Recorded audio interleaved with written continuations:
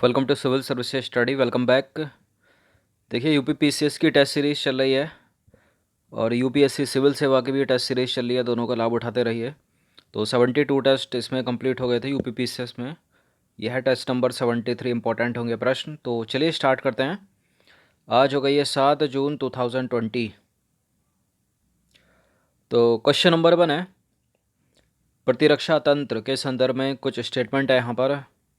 देखिए, गंभीर संक्रामक रोग प्रतिरक्षा तंत्र की असफलता को दर्शाते हैं और टीकाकरण का सामान्य नियम यह है कि शरीर में विशिष्ट संक्रमण प्रविष्ट कराकर प्रतिरक्षा तंत्र को मूर्ख बनाया जा सकता है। बताइए कौन सा करेक्ट है। शरीर में विशिष्ट संक्रमण प्रविष्ट कराकर प्रतिरक्षा तंत्र को मूर्ख बनाया जा सकता है, टीकाकरण का सामान्य नियम कहता है। करेक्ट है। गंभीर संक्रामक रोग प्रतिरक्षा तंत्र की असफलता को दर्शाते हैं। करेक्ट है। अगर किसी का कमज़ोर प्रतिरक्षा तंत्र है, उसको गंभीर संक्रामक रोग हो गया, तो इसका क्या मतलब है, उसका इम्यून सिस्टम कम होगा ना। करेक्ट है। दोनों के दोनों स्टेटमेंट सी है इसका उत्तर। तो देखिए उपरोक्त दोनों के दोनों करेक्ट हैं। ये प्रतिरक्षा तंत्र शरीर में प्रवेश करने वाले रोगों से लड़कर उन्हें समाप्त करता है। इसलिए गंभीर संक्रामक रोग ये दर्शाते हैं कि प्रतिरक्षा तंत्र रोगों से लड़ने में असफल हो रहा है। प्रतिरक्षा तंत्र को मजबूत बनाए रखने के लिए पर्याप्त भोजन तथा पोषण आवश्यक है। ये चीज़ बहुत सारी टैबलेट खाकर ये बढ़ाई जा सकती है। अब देखिए, जिनको बोलते हैं वैक्सीन। टीकाकरण का सामान्य नियम यह है कि शरीर में विशिष्ट संक्रमण प्रविष्ट कराकर प्रतिरक्षा तंत्र को मूर्ख बनाया जा सकता है। ऐसा इसलिए होता है क्योंकि जब रोगाणु प्रतिरक्षा तंत्र पर पहली बार आक्रमण करते हैं तो प्रतिरक्षा तंत्र रोगाणुओं के प्रति क्रिया करता है और फिर इसका विशिष्ट रूप से स्मरण कर लेता है। इस प्रकार जब वही रोगाणु या उससे मिलता जुलता कोई रोगाणु संपर्क में आता है तो पूरी शक्ति से उसे नष्ट कर देता है इम्यून सिस्टम या प्रतिरक्षा तंत्र।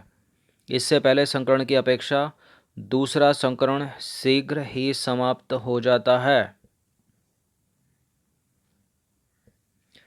क्वेश्चन नंबर 2 पर आ जाइए। निम्नलिखित कथनों पर विचार करना है। 3 स्टेटमेंट है यहाँ पर, बताना कि इनमें से कौन सा करेक्ट होगा। बैक्टीरिया मतलब जीवाणु में अपनी जैव रासायनिक प्रणाली होती है। वायरस में अपनी जैव रासायनिक प्रणाली नहीं होती है। एंटीवायरस औषधि बनाना एंटीबैक्टीरियल औषधि की अपेक्षा कठिन है। देखिए करेक्ट है, अभी तक तो बनी नहीं है। कोरोना के केस में क्या हो रहा है, इतने दिन हो गए, अभी यूएस ने बोला कि उन्होंने बनाई है। अब देखिए, वायरस में अपनी जैव रासायनिक प्रणाली नहीं होती है वाला स्टेटमेंट गलत है। होती है, वायरस में भी होती है लेकिन कम होती है। बैक्टीरिया में अपनी जैव रासायनिक प्रणाली होती है, ये करेक्ट है। वायरस में भी होती है लेकिन कम होती है, नहीं होती है गलत है। तो गलत है तो करो तो एलिमिनेट जरा। और सेकंड वाले को करना है ना, तीसरा क्यों कर दिया मैंने, सेकंड को हटाओ। 1 और 3 है इसका उत्तर। तो कथन 2 यहाँ पर गलत है। बैक्टीरिया में अपनी जैव रासायनिक प्रणाली होती है जबकि वायरस में अपनी जैव रासायनिक प्रणाली बहुत कम होती है। तो वायरस में भी होती है लेकिन कम होती है, बैक्टीरिया में तो होती है। वायरस हमारे शरीर में प्रवेश करते हैं और अपनी जीवन प्रक्रिया के लिए हमारी मशीनरी का उपयोग करते हैं। इसलिए एंटीवायरस औषधि बनाना एंटीबैक्टीरियल औषधि की अपेक्षा कठिन है। यानी आसान कौन सी होगी, एंटीबैक्टीरियल औषधि बनाना। क्वेश्चन नंबर 3 पर आ जाइए। निम्नलिखित पर विचार करना है। डेंगू, खांसी, जुखाम, इन्फ्लुएंजा, एड्स उपरोक्त में से कौन से वायरस से होने वाले रोग हैं। कौन से हैं इसमें वायरस से होने वाले रोग कौन से हैं। देखिए डेंगू है, इन्फ्लुएंजा भी वायरस से होता है, H9N1, एड्स तो है ही है, खांसी जुखाम ये भी वायरस से होता है, वायरल है। तो सारे के सारे हैं, डी है इसका आंसर। तो डेंगू, खांसी जुखाम, इन्फ्लुएंजा, एड्स ये सब वायरस से होने वाले रोग हैं। और बर्ड फ्लू, स्वाइन फ्लू सब वायरस, कोरोना वायरस, कोविड-19। क्वेश्चन नंबर 4 पर आ जाइए। निम्नलिखित रोग और कारक पर विचार आपको करना है। एक तरफ है रोग और उससे संबंधित कारक उपर्युक्त युग्म में से कौन से सही सुमेलित है बताना है आपको।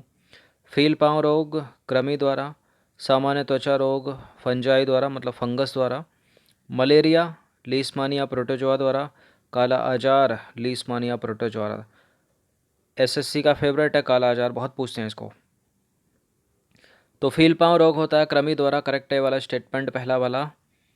और सामान्य त्वचा रोग फंगस द्वारा होता है, ये भी सही है। मलेरिया लीस्मानिया प्रोटोजोआ के द्वारा, करेक्ट है ये भी।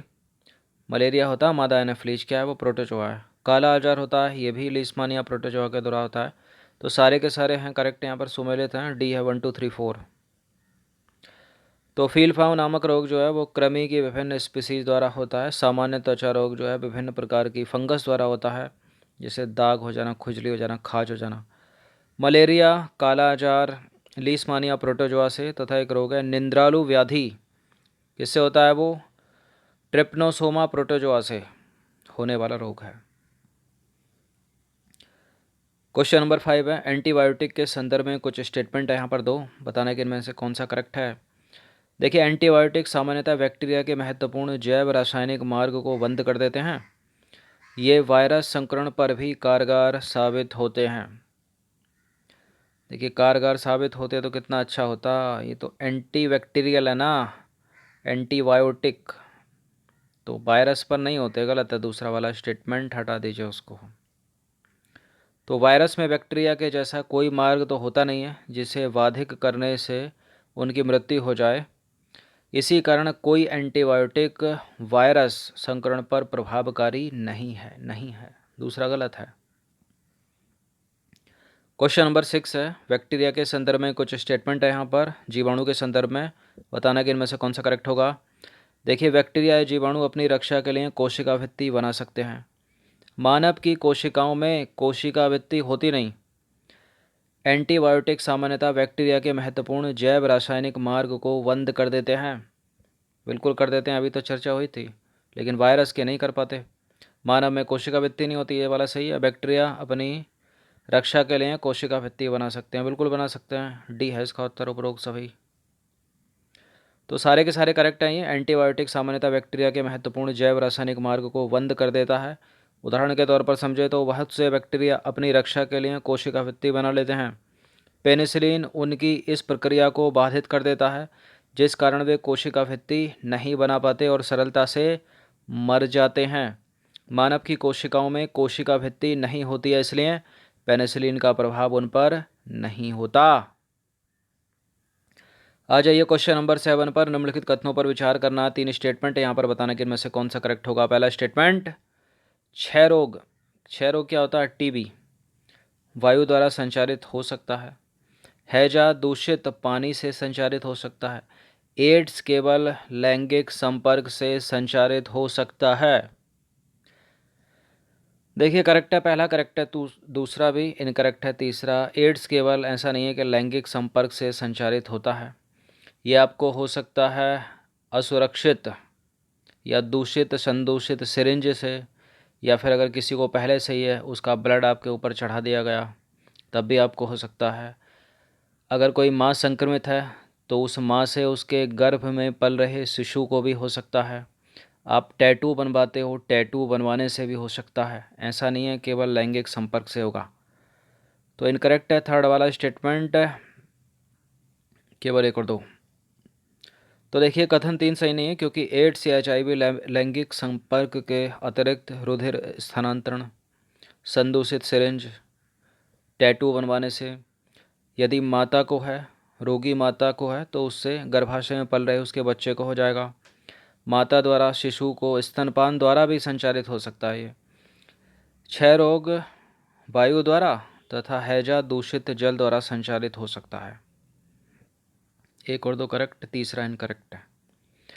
निम्नलिखित कथनों पर विचार करना है। क्वेश्चन नंबर 8 है, टाइफाइड, एंथ्रेक्स, मुहासे, हैजा, उपरोक्त में से कौन से जीवाणु जनित रोग हैं, मतलब बैक्टीरियल डिसीज़ हैं। देखिए, इंपॉर्टेंट है, वायरस से होने वाले रोग, जीवाणु से होने वाले रोग, बहुत सारे एग्जाम में इनको इंटरचेंज करके दे देता है।